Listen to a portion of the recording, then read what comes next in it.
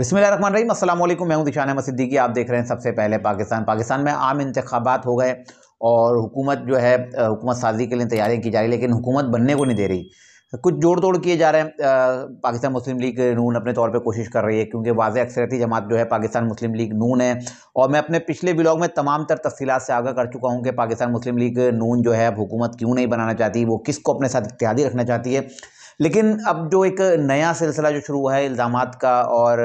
कहते हैं ना हर इलेक्शन के बाद कोई ना कोई एक नया स्कैंडल मंजरेआम पर आता है, तो इस दफ़ा जो स्कैंडल मंजरेआम पे आया है वो मौलाना फजल रहमान साहब की जानिब से आया है। अब मौलाना फजल रहमान साहब का शिकवा क्यों है,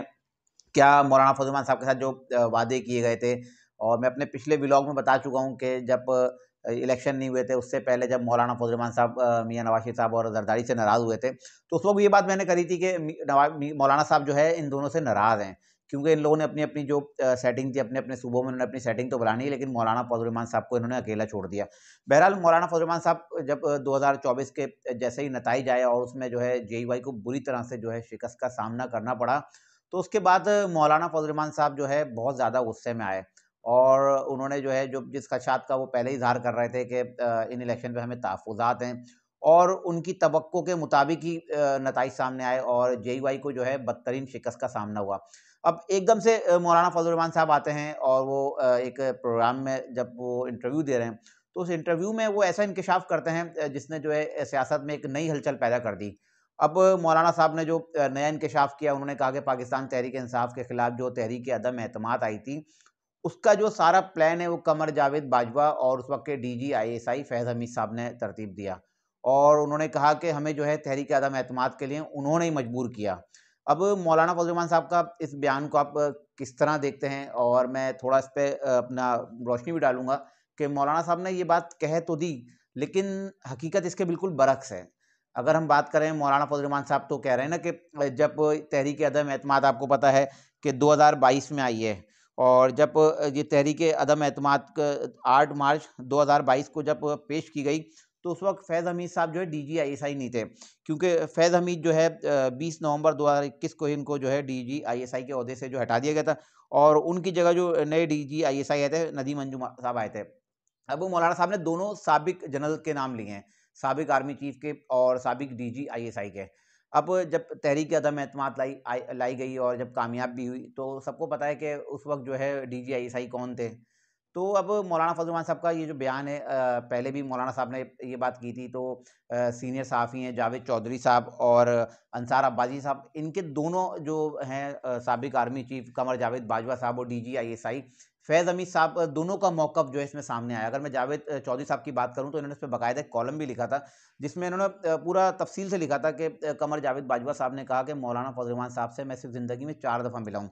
पहली दफ़ा उन्होंने बताया कि इनकी जब इनसे मुलाकात हुई, तो उस वक़्त जब KPK को फाटा में ज़ब्त किया जा रहा था, तो एक वो ऑफ़िशियल उनकी मुलाकात थी। तो एक वो उनकी पहली मुलाकात थी। दूसरी मुलाकात का उन्होंने बताया कि उन्होंने 2019 में की थी, और ये जब मीटिंग की गई, तो मौलाना फजल रहमान और मौलाना अब्दुल गफूर हैदरी ने जो उस वक़्त के DG ISI फैज़ हमीद साहब को जो है पैगाम भेजा, और फैज़ हमीद साहब के ज़रिए उन्होंने जो है कमर जावेद बाजवा से जो मुलाकात की ख्वाहिश का इज़हार किया। उस पर कमर जावेद बाजवा साहब ने इनको कहा कि ठीक है, आ जाएँ, आप मुलाकात करें। और जब ये मिलने गए, तो इनके हमरा फैज़ हमीद साहब, मौलाना अब्दुल गफूर हैदरी और मौलाना फजल रहमान साहब मौजूद थे। और जब ये कमर जावेद बाजवा साहब से मुलाकात करने गए, तो इन्होंने कमर जावेद बाजवा साहब को यही कहा कि जो पाकिस्तान तहरीक इंसाफ की जो हुकूमत आई है, ये हमें पसंद नहीं है, और आप जो है इस वक़्त जो अपोज़िशन में, अगर आप इमरान खान साहब की हुकूमत को रुखसत नहीं कर सकते, तो कम से कम अपोज़िशन में जो जमातें शामिल हैं, उनको कम से कम आप इतना बावर करा दें कि वो जो है अपने-अपने जो है जो उन्होंने ओहदे जिनसे हलफ़ उठाया, उससे इस्तीफ़ा दे दें। तमाम लोग अपनी नशिस्तों से जो है रिज़ाइन कर दें, क्योंकि जब अपोज़िशन ही नहीं होगी, तो ऑटोमैटिक जो है ये असेंबली जो है आपको पता है काम नहीं कर पाती,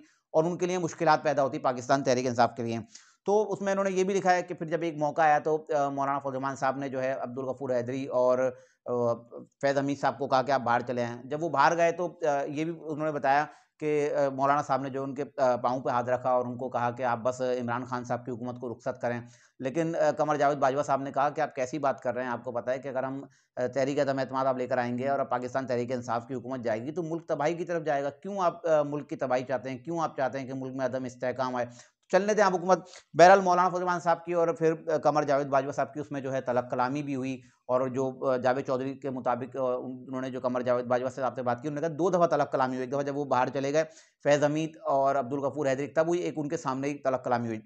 बहरहाल फिर बात आई गई हो गई, और उसके बाद जो है वो चले गए मौलाना फजल रहमान साहब। उसके बाद तीसरी मुलाकात का उन्होंने ज़िक्र किया कि जब मौलाना फजल रहमान साहब 2019 में जब अपना एहतजाजी धरना देने के लिए गए थे ना, एहतजाजी उन्होंने रैली भी निकाली थी, पूरा जुलूस निकाला था। उन्होंने कहा एक मेरी तब मुलाकात हुई, तब भी वो फैज़ हमीद साहब के साथ आए थे, और उनके साथ उस वक़्त जो है अकरम दुर्रानी भी मौजूद थे। तो उन्होंने कहा कि मेरी जब उनसे मुलाकात हुई तो उसमें भी उन्होंने कहा कि आप जो है इस हुकूमत को घर भेजें, आपने हमसे वादा किया था, और आपने जो है इनकी हुकूमत को जो है इमरान खान की हुकूमत को घर नहीं भेजा। तो बहरहाल उसके बाद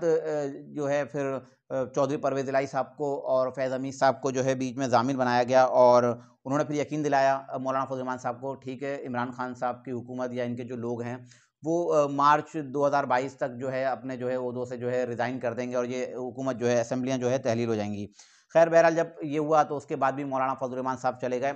लेकिन उस पे भी उसके बाद भी पाकिस्तान तहरीक इंसाफ की जानिब से जो है इस्तीफ़े नहीं आए, और असेंबलियाँ तहलील नहीं करेंगी, इमरान खान साहब ने जो रिज़ाइन नहीं किया। इसके बाद वो लिखते हैं कि मेरी आखिरी मुलाकात 26 मार्च 2022 को ही, जब 8 मार्च को अदम एतमाद आ गई। उसके बाद इमरान खान ने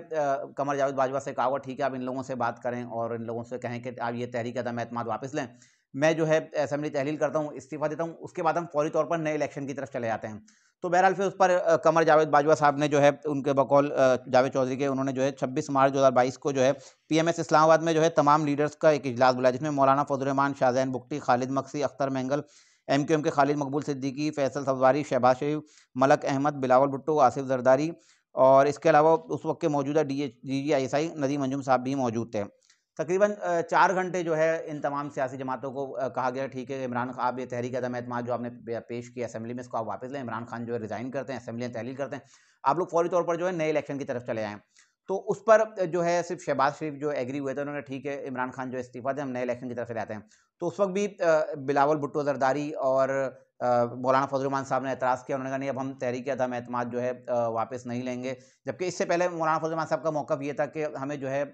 तहरीक अदम एतमाद नहीं लानी चाहिए, और हमें जो है इस्तीफ़े देने चाहिए। बहरहाल मौलाना फजल रहमान साहब का मौक़िफ़ भी सही है, क्योंकि उन्होंने शुरू में यही 2019 की उनकी मुलाकात हुई, उन्होंने यही कहा कि हमें जो है तहरीक अदम एतमाद लाने से बेहतर है कि हमें जो है इस्तीफ़े दे देने चाहिए। बहरहाल फिर ये इन्होंने बताया कि ये मेरी चौथी जो मुलाकात हुई है मौलाना फजल रहमान साहब से किस तरह हुई, और उसके बाद भी तलख़ कलामी हुई, बल्कि ये वाली मीटिंग जिसमें इन्होंने जब बिलावल को कहा था, ठीक है अगर आप जो सियासी जमातें आपस में नहीं बनते तो फिर हमारे पास एक और ऑप्शन भी है, मतलब मार्शल लॉ की बात कर रहे थे, उस पर बिलावल भुट्टो जरदारी साहब भी तैश में आ गए, तो उन्होंने कहा था ठीक है अगर आप इस तरह की बात करें तो मैं भी जाके अवाम में जाके बताऊंगा कि आप जो है हमें किस तरह से रोक रहे हैं, हमारे काम में किस तरह से मदाखलत कर रहे हैं, आप नहीं चाहते कि ये हुकूमत गिरे। बहरहाल उसके बाद फिर ज़ाहिर सी कमर जावेद बाजवा साहब जो बैकफुट पे गए, और उन्होंने जो है उसके बाद जो सारे मामला हुए तहरीक अदम एतमाद पेश हुई, तो सारे मामला सामने आ गए। अब उसके बाद जो है कमर जावेद बाजवा साहब का एक नया बयान सामने आया है, जिसमें जो मौलाना फजल रहमान साहब का जो इल्ज़ाम लगा है ना, उसके बाद उन्होंने कहा है कि सिर्फ मौलाना फजल रहमान साहब कह रहे हैं 50 लोगों के सामने जो है कमर जावेद बाजवा साहब ने कहा कि आप जो है इस हुकूमत को गिराएं और तहरीक अदम एतमाद लेके आएँ। तो कमर जावेद बाजवा साहब ने कहा कि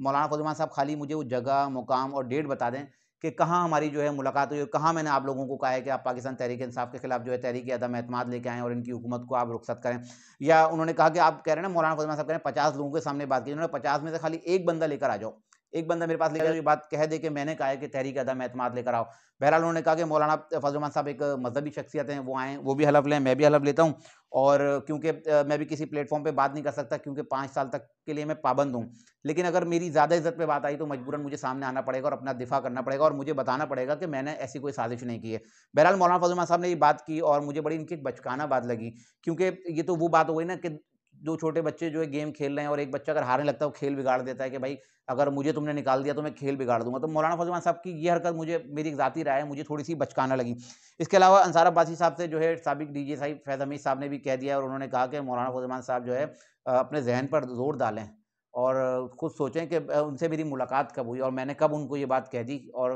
क्योंकि अब दोनों तरफ से मौक़िफ़ आ गया, फैज़ हमीद साहब का भी आ गया, उन्होंने मना कर दिया कि ऐसा कुछ नहीं है, और साबिक आर्मी चीफ़ कमर जावेद बाजवा साहब की जानिब से बयान आ गया। अब इसमें सबसे जो अहम किरदार अदा किया है, जो बयान एक सामने आया है, वो बीएनपी के सरबराह हैं अख्तर मेंगल साहब की। सरदार अख्तर मेंगल साहब का मौक़िफ़ सामने आया है और उन्होंने कहा कि ठीक है, तहरीक अदम एतमाद के लिए तमाम सियासी जमातें मुत्तफ़िक थीं और उस वक़्त के आर्मी चीफ़ कमर जावेद बाजवा साहब ने हमें जो है तहरीक अदम एतमाद से मना किया था। मतलब उन्होंने कमर जावेद बाजवा साहब का जो बयान है उसकी तायीद कर दी। उन्होंने कहा कमर जावेद बाजवा साहब सही कह रहे हैं और मौलाना फज़लुर रहमान साहब झूठ कह रहे हैं। तो मौलाना फज़लुर रहमान साहब का खाली मैं इतना कहूँगा कि मौलाना फज़लुर रहमान साहब का शायद ये गुस्सा है और वो इस वक़्त के मौजूदा आर्मी चीफ़ और मौजूदा डीजीआईएसआई को तो कुछ कह नहीं सकते। तो शायद मुझे लगता है मौलाना साहब शायद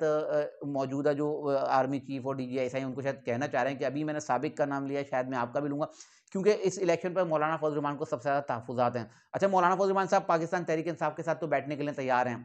जिनसे उनके तहफ़्फ़ुज़ात हैं, क्योंकि केपीके की सारी सीटें ली हैं, सारी पीटीआई ने ली हैं, लेकिन दूसरी तरफ वो इस हुकूमत से ख़ाइफ़ हैं। तो अब मौलाना फज़लुर रहमान साहब की ये सारी चीज़ें सामने आ चुकी हैं कि अब जब उन्होंने कहा कि डीजीआईएसआई जो फैज़ हमीद थे वो नहीं थे, ये बात भी सामने आ गई। सरदार अख्तर मेंगल साहब का भी मौक़िफ़ आ गया, डीजीआईएसआई साबिक जो उनका भी मौक़िफ़ आ गया, साबिक आर्मी चीफ़ का भी मौक़िफ़ आ गया। तो अब मौलाना फज़लुर रहमान साहब ने जो एक बयानिया बनाया था, तो मुझे लगता है कि ज़बरदस्त हो गया और मौलाना फज़लुर रहमान साहब की साख को इससे शदीद नुकसान पहुँचेगा। क्योंकि अब कहने वाले ये सवाल भी करेंगे ना कि ठीक है, अगर आपको इक़्तिदार नहीं मिला तो आपने एक बचकाना हरकत कर दी और आपने आके फ़ौरन मीडिया पे एक इंटरव्यू दे दिया। अगर आपको इक़्तिदार मिल जाता, अगर आपको केपीके से वाज़ेह अक्सरियत मिल जाती, तो आप ऐसा नहीं करते। तो यकीनन अब ये बहुत सारी बातें हैं, बहुत सारी चीज़ें हैं और जो मैं समझता हूँ, मेरी एक नाक़िस राय है कि इतना नुकसान तो आपको इस शिकस्त से नहीं हुआ, इससे ज़्यादा नुकसान तो आपको आपके इस बयानिए के बाद हो जाएगा। क्योंकि पाकिस्तान तहरीक-ए-इंसाफ के वो लोग जो आपको किन-किन अलक़ाबात से पुकारते हैं, मैं तो नहीं कह सकता क्योंकि मेरे लिए आप काबिल एहतराम हैं। अब आप उनके साथ जाके बैठ रहे हैं, अब वही आपके उन्हीं क्लिप को लेके पाकिस्तान तहरीक-ए-इंसाफ के सोशल मीडिया के और के लोग जो एक्टिविस्ट जो हैं, उसको क्लिप बना के चला रहे हैं, देखो इमरान खान साहब के खिलाफ साजिश की गई थी। तो यकीनन मेरी नज़र में तो ये एक जग हसाई की गई है और दुनिया भर में पाकिस्तान की एक बदनामी का सबब ये सारी चीज़ें बनेंगी, क्योंकि मौलाना फज़लुर रहमान साहब एक सीनियर सियासतदान हैं, उनको इस तरह का बयान नहीं देना चाहिए। अब सिर्फ़ ये एक बयान की हद तक ही रह जाएगा, देख लीजिएगा कि जिस तरह से माज़ी में बहुत सारे बयानात आते हैं और उसकी हाइप बनती है, आग जलती है, भड़कती है, लेकिन कुछ अरसे बाद वो आहिस्ता-आहिस्ता बुझ जाती है। तो मुझे भी लगता है कि मौलाना फज़लुर रहमान साहब ने जो एक आग जो एक बयान से अपने जो लगाई है, इस वक़्त जो लगी हुई है, तो इस बयान से मुझे नहीं लगता कोई फ़र्क पड़ेगा और अगली हुकूमत तो मैंने आपको बता चुका हूँ किसकी बन रही है और बहुत से लोगों का, क्योंकि मैं एक आखिरी बात भी अपनी ऐड कर दूँ, क्योंकि बहुत से लोगों का ख़्याल है ना कि पाकिस्तान तहरीक-ए-इंसाफ शायद इक़्तिदार में आ जाएगी। आज इंटरनेशनल मीडिया कॉन्फ्रेंस भी बुलाई है। अगर इस्लामाबाद के कुछ हलकों पर पाकिस्तान तहरीक-ए-इंसाफ के कुछ लोगों को स्टे मिल गया है 46, 47, 48 में, एनए की बात कर रहा हूँ, एनए 46, 47, 48 का, तो इसी तरह केपीके में भी कुछ होने जा रहा है। क्योंकि केपीके में जो अब लोग हैं ना, दीगर जो इनके मुखालफिन हैं पाकिस्तान तहरीक-ए-इंसाफ के, अब इन्होंने भी इल्ज़ामात लगाना शुरू कर दिए हैं। इसमें ख़ास तौर पे ओन चौधरी हैं और ओन चौधरी आज मीडिया पे आए भी थे और उन्होंने बता भी दिया कि मैं अब इमरान खान साहब की जो है वो बातें कहूँगा जो शायद उनकी तवक्को के बरख़िलाफ़ हो, जो मुझे नहीं करना चाहिए, क्योंकि अब मुझे मजबूर किया जा रहा है। मैंने पाकिस्तान के लिए इमरान खान का साथ दिया था। तो अब अगर पाकिस्तान तहरीक-ए-इंसाफ के लोग खुश हो रहे हैं कि कुछ नशिस्तों पे उनको स्टे मिला है, तो मुझे लगता है कि केपीके की भी कुछ नशिस्तें हैं जिस पे आइंदा दोबारा इलेक्शन हो सकते हैं। क्योंकि कल मैंने अपने व्लॉग में बताया कि शायद कौमी असेंबली के जो एनए की जो सीटें हैं उस पे शायद इलेक्शन हो, लेकिन मैं एक बात और भी अब आपको बता दूँ, शायद केपीके में दोबारा इलेक्शन है, क्योंकि केपीके की तकरीबन 36 कौमी और 50 सूबाई हलके ऐसे हैं जिसमें आरओज़ और डीआरओज़ बराह रास्त जो है धांधली में मुलव्विस हैं और पाकिस्तान तहरीक-ए-इंसाफ को भी उसी तरह से सीटें दी गई हैं जिस तरह दीगर जो ये अपना दावे कर रहे हैं ना कि जो हमने सीटें जीती हैं वो वहाँ शफ़ाफ़ इलेक्शन है, जहाँ हम हारे हैं वहाँ धांधली हुई है। तो लगता यही है कि शायद केपीके की अगर पूरे सूबे में भी नहीं होते तो कम से कम 36 कौमी और 50 सूबाई असेंबली पे जो है मुझे दोबारा इलेक्शन होते हुए नज़र आ रहे हैं। अगर नहीं होते तो फिर आप देख लीजिएगा उसका नतीजा का क्या होगा, क्योंकि अली अमीन गंडापुर आपके सामने है और उनका भी मैं बता चुका था पहले कि मुझे नहीं लगता कि अली अमीन गंडापुर जो है आइंदा जो है केपीके के वज़ीर आला होंगे और इमरान खान साहब को काफ़ी लोगों ने कह दिया कि वो अपने फैसले पर नज़रसानी करें और अली अमीन गंडापुर को जो उन्होंने वज़ीर आला के लिए नामज़द किया है, किसी और शख्सियत को आप जो है केपीके के लिए नामज़द करें। ये थी आज की कुछ इंतहाई अहम खबरें जिसके साथ मैं हाज़िर हुआ था। इंशाअल्लाह मज़ीद खबरों और नए तजज़िये के साथ फिर हाज़िर हूँगा, तब तक के लिए इजाज़त दीजिए। अल्लाह हाफ़िज़।